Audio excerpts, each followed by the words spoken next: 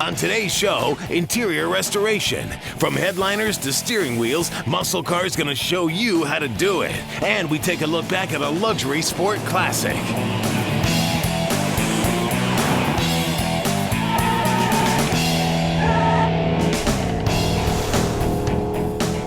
Welcome to the shop. Our 67 Le Mans budget project is coming together just as we planned, and we've managed to save a lot of the original parts. Last week, Brent and Rick got the bodywork and paint finished. I took care of some odds and ends, including the brake and fuel plumbing and exhaust. Now today we need to get the wiring and the AC done, get the interior in, and get the gauges installed. Now I gotta be honest with you here, I hate wiring. In fact, I'd rather drag my through a mile of broken glass than do wiring. So you know what, I'm gonna let Lou take a crack at it. I'm gonna go do the steering column. Now since this car was an auto and we're going 4-speed, the on-the-column shifter and indicator have gotta go. Okay, now you wanna be really careful and save all these original parts here because, aww. Cut off wheel plus hammer equals no more unwanted pieces. With the wheel pulled off and the guts removed, I can patch the holes. Now for the bigger one, I'm using a piece of steel welded in place. The smaller one gets a glob of JB Weld. And more often than not, you see these old steel ones thrown in the trash can, but you don't have to do that. You can save them, and it's not that difficult.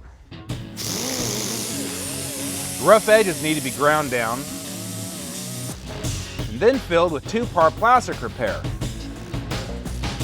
A layer of body filler and a lot of sanding gives it a smooth surface. Now automotive paint, buttery black of course, works just fine for the column and the wheel. Now this thing's looking pretty good, and with a new turn signal switch it's going to work great also. Now while I've been bringing the steering column back to its former glory, Brent's been working on restoring some original pieces too. Now parts that have to withstand rough conditions, like bumper brackets and wheel wells, need something tougher than paint to protect them. Now that's where powder coating comes in. The parts are hit with a negative charge, and the powder is positively charged, so once you start spraying, the powder is attracted to the part just like a magnet. Now once they're coated, it's into the oven. We're looking for a surface temp of 400 degrees, so we need to wait just a few more minutes on these. Now once it cools, it's tough as nails and ready to use. Why is it rainbow colored? Okay, it's the only color we had on hand. And it's magically delicious. Wiring a car is not an easy job, but if you take your time, you'll get it right, and it'll save you a lot of headaches later on down the road. This harness from Painless is good because everything is labeled, making it a lot easier. Another great thing about this harness is that the fuse block is pre-wired. I've already bundled up the wires and I'm running them out where they need to go. These run in the trunk, and a strip of Hushmat helps keep them in place. Trim out all the lines you're not using and hook up the rest. If you really want to be chilling in your ride, then this add-on's for you. No factory AC? No problem. This kit from Hot Rod Air has everything you need. The best part is you send them your original control panel and they modify it to work with the kit. That means you keep your stock look with just a small knob that you can hide under the dash. If your car came with dash vents, you'll want to use them. The Le Mans didn't, so we're going to use the ones that came with the kit. The evaporator mounts under the dash. Remember, this is a universal kit, so you may have to fabricate some mounting brackets. You don't want this thing to land on your feet on a bumpy road.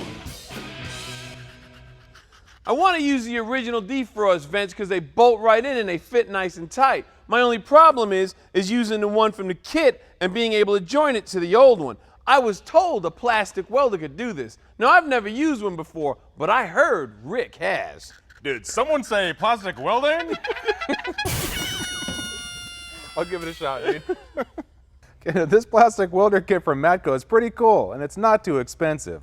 Now once you know what kind of plastic you've got, and yes, that does mean reading the instructions, then you know what kind of rod to use and where to set your heat. The book got pictures? Yes, it does. All right, then we're covered. Good. We're covered. Okay. Now make sure the plastic is clean so you'll get good adhesion, and move the welder slow enough to melt the base material. Now, the fumes from this thing had our camera guy a little loopy. You need to use the smoother. I don't think they're toxic, so he must have some other issues. And yes, the round tip is used to smooth out the rough edges. Now a few minutes to cool and it's ready to install. This makes you a plastic surgeon. Oh! Yeah, that fits perfect. Now that everything fits like it's supposed to, I'm gonna take some duct tape and wrap it around just to make sure there's no loose edges. That's one vent down, but we've got several more to go. Wire ties are great for this. Everybody's got some laying around, and they're easy to use. YearOne supplied us with the radio. It's an original analog style, but it's really a modern digital inside, complete with a CD changer and speakers, because Brent says it's not really a car without tunes. We're making a lot of progress on our interior projects, but there's lots more to go. Brent's installing the gauges, Rick's putting in the quarter glass. After the break, I'm gonna be installing the AC compressor. Should you tackle headliner installation yourself? Find out after the break.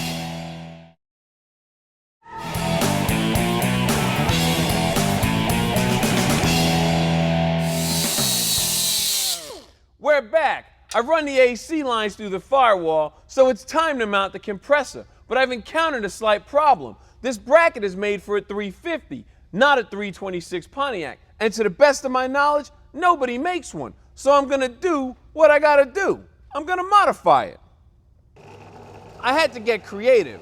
I pulled together some materials I found around the shop and welded everything together to make it work. I used an old extension cord as a mock-up because I didn't know how long the belt would be. Then I tightened everything up, made my measurements, welded it. You want to make sure that the bracket is nice and tight so when the clutch engages, it doesn't twist around and throw the belt. Now while Lou finishes the AC, Brent and I are working on the interior. We still have a lot left to do. We still have to get the Hushmat down, the carpet, the seats, the door panels. There's a lot there. But if you notice, the headliner's already been installed. Now that takes a lot of patience to do and do correctly, and that's a little something we're short on around here, so we called in an expert. Go ahead and start figuring the code out. Kevin from Heavy's in Lebanon, Tennessee has done hundreds of these, and he dropped by to show us how it's done. So why are you actually steaming it before you put it in anyway? These are box wrinkles, and they'll eventually come out if we don't steam them first. But I like to get them out so the job looks right when I'm ready to walk away from it, it's done. His first tip, lube the bows with WD-40 for easy insertion. So how long you been doing this anyway? 32 years. 32 years. Now make sure you know which bows are which before getting in the car. Guess we're putting the center in first? Yeah, I got it in my hand. Now Kevin makes it look easy. Time for me to give it a try. There it is. Not too shabby. Now Kevin's using Weldwood, which is an industrial grade adhesive specifically for this type of job. If you're trying this yourself, search the local hardware store and you should be able to find some. Once the glue is set, smooth out the wrinkles as you stick it down. The edges and corners get trimmed and tucked in, and the welting holds it in place and hides the raw cuts. The sail panels need to be glued in before the rear deck.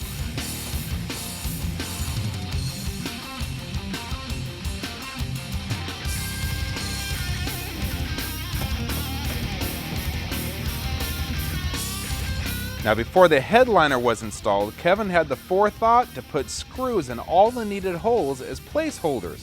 When the time comes to install the mirror bracket, visors, dome light, and coat hooks, just feel for the screws and snip the holes. Wow, man, looks like you're almost done. Just about got it. Wow, awesome job, dude. It looks beautiful. Oh, thank you. So what do you think? Could I do this now? A guy could do it at home if he wanted to, but you have to have a lot of patience and good glue. Yeah, I tell you. Well, I'm more than happy to let you take care of this one for us. I appreciate it. Okay, now the headliner is in and the dash is looking great. But before we go any further, we're going to insulate the interior with some Hushmat. It keeps the car quiet by reducing vibration. Now it's easy to install, just cut it to shape, peel, and stick. The goal is to cover 75% of the interior surfaces. ACC makes carpet to fit almost any car, including our LeMans. It's molded so it already fits the contours of the floor pan. We have to cut a hole for the shifter, and the best way to do that is to lay it in place and cut it in the car. The seats and sill plates will hold it down.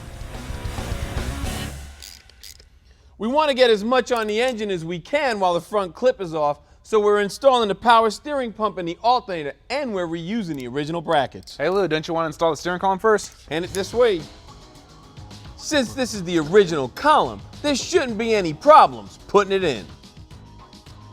Next comes the power steering pump. Then the alternator. Everything lines up, so we're in good shape.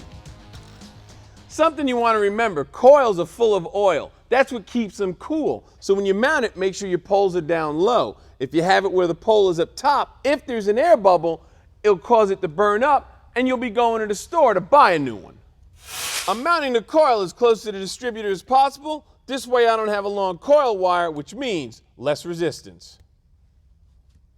I finished up everything I could do in the engine compartment, but after the break, we're going to finish up the interior and start hanging some body panels. Next up, it may not be at the top of the MuscleCar list, but with a 390, this bird can get up and go. Today's MuscleCar Flashback, a 65 Thunderbird 390. The year is 1955, and Ford is rolling out a completely new line of cars. The name, Thunderbird. Marketed as a personal luxury vehicle, the new Ford line was stylish, sporty, and pricey. It was said that Joe Oros, the designer of the early Thunderbirds, took styling cues from the Navy's Chance Vought F7U when he was designing the early birds. The looks evolved over the next 10 years, and by 1965, the Focus was still luxury, but 300 horses pulling the rear wheels put some pepper in this bird's tail feathers. Just ask Katrina Fleener. It has the power, it has the elegance, it has all the amenities. It's a beautiful vehicle. It just has the essence of the 60s. Beauty is exactly what Ford was aiming for. Hood scoops and reverse scoops behind the front wheels complement the long, smooth body lines that run the entire length of the car. Chrome trim and bumpers, along with a set of wire wheels, accent the turquoise paint perfectly. The sequential taillights out back were supposed to be new in '64, but legal red tape prevented them from making their debut till the following year. The cockpit-like interior looked as if it were carved out of the external shell. The back seats are perfectly contoured with the body.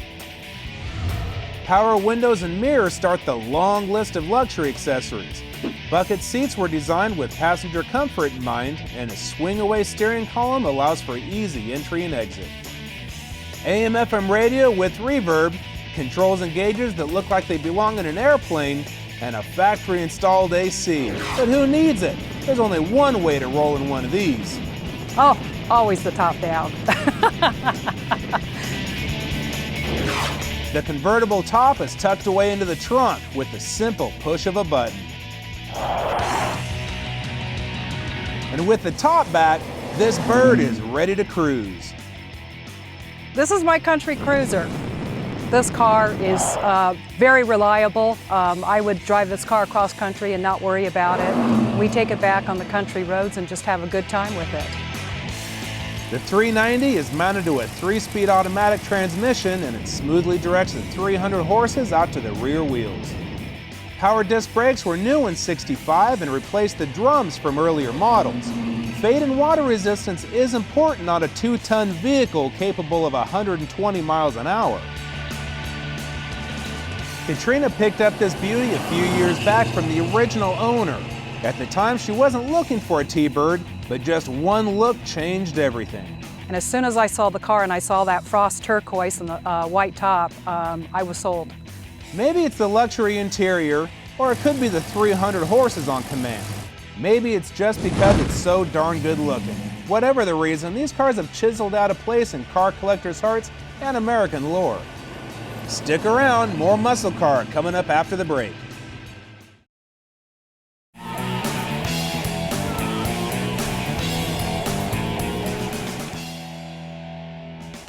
Hey, we got our seats in the LeMans and the interior is done except for just a few more details. Again, we recycled as many old parts as we could, but we did end up having to order some things, like the visors.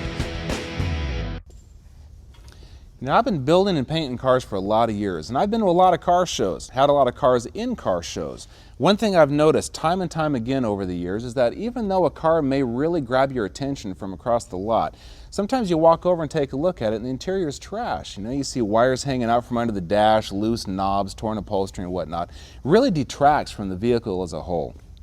Now, I know that the interior may not be the most exciting part of a vehicle build, but it really needs to be done correctly. And if it's done correctly, it can add to the whole experience of driving and comfort and whatnot. And it can actually make it feel like a brand new car. You don't mind driving it to the shows instead of trailering it. Now, I know our LeMans here is still a work in progress, and it's really coming together nice, and it's going to be something that we can be proud of. So I'm going to continue working on it here and see how close I can get it back to stock. I've still got to get our slave cylinder mounted. This is one more thing that's going to require some modification because of our 4-speed conversion. I'm using this original hole in the firewall, and I've modified the mounting plate. Rick, give me a hand with this, man. Sure. Now, this is actually the old fuse box hole. We only need to drill one hole, and the wider mounting plate will add the surface area needed to secure it. We modified the pedal with an added piece to line it up with the clutch master cylinder. Sweet, Lou, get it started hanging some body panels. That's right. The first thing that goes on is the doors, the fenders. After that, we can finish up the wiring, and then the trim and the bumpers. All right, well, let's not forget about the glass, 'cause I don't like getting bugs on my teeth when I'm driving. Next time you see the LeMans, we're going to finish it up, and then we're going to be tearing up some pavement. Later. Hell yeah, let's do this.